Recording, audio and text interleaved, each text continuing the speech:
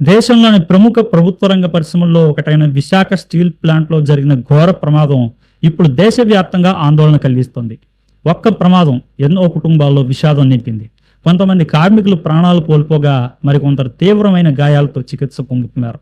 అయితే ఈ ప్రమాదం కేవలం దురదృష్టకర ఘటన మాత్రమేనా, లేక భద్రతా ప్రమాణాల అమలులో లోపాలకు ఇది నిదర్శనమా? ఇప్పుడు అదే ప్రశ్న రాజకీయ పారిశ్రామిక వర్గాల్లో చర్చనీయాంశంగా మారింది. ప్రమాదం జరిగిన వెంటనే మాజీ ముఖ్యమంత్రి వైఎస్ఆర్ కాంగ్రెస్ పార్టీ అధ్యక్షుడు వైఎస్ జగన్మోహన్ రెడ్డి తీవ్ర దిగ్భ్రాంతి వ్యక్తం చేశారు. మరణించిన కార్మికుల కుటుంబాలకు సానుభూతి తెలియజేస్తూ గాయపడిన వారికి అత్యుత్తమ వైద్యం అందించాలని కోరారు. అదే సమయంలో ఈ ఘటనపై పూర్తి స్థాయి దర్యాప్తు జరిపి బాధ్యులపై కఠిన చర్యలు తీసుకోవాలని కూడా డిమాండ్ చేశారు. అసలు ప్రశ్న ఏమిటంటే, ఇంత భారీ పరిశ్రమలో భద్రతా వ్యవస్థలు ఎంత సమర్థవంతంగా పనిచేస్తున్నాయి? స్టీల్ ప్లాంట్లోని స్టీల్ మెల్టింగ్ యూనిట్లు అత్యంత ప్రమాదకర విభాగాలుగా పరిగణించబడతాయి. అక్కడ చిన్న పొరపాటు జరిగినా కూడా భారీగా ప్రాణ నష్టం సంభవించే ప్రమాదం అవుతుంది. అలాంటి పరిస్థితుల్లో భద్రతా తనిఖీలు సక్రమంగా జరిగాయా? యంత్రాల నిర్వహణలో ఎలాంటి లోపాలు ఉన్నాయి? కార్మికులకు అవసరమైన రక్షణ చర్యలు కల్పించారా అనే ప్రశ్నలకి సమాధానం రావాల్సి ఉంది.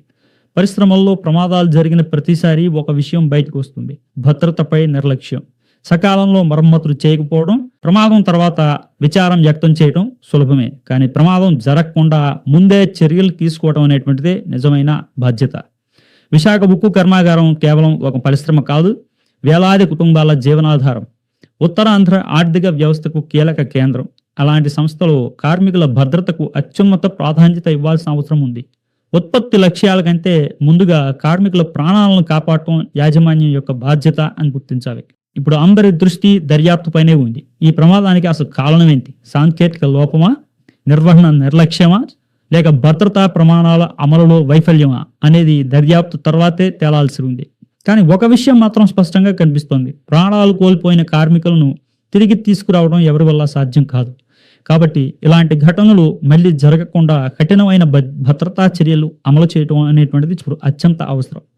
మరణించిన కార్మికులకు మన ప్రగాఢ సంతాపం తెలియజేస్తూ గాయపడిన వారు త్వరగా కోలుకోవాలని ఆకాంక్షిద్దాం. ఈ ఘటనపై మీ అభిప్రాయం ఏంటి? ప్రమాదానికి అసలు కారణం ఏమై ఉండొచ్చని మీరు భావిస్తున్నారు అనేటువంటి కామెంట్ చేయండి, లైక్ చేయండి, షేర్ చేయండి, సబ్స్క్రైబ్ చేయండి వీటీవీ పై. Thank you. ఇప్పుడే సబ్స్క్రైబ్ చేయండి, లైక్ చేయండి, షేర్ చేయండి. వీటీవీ ప్రైమ్, మీ ఉత్తమాభిరుచుల సమ్మేళనం.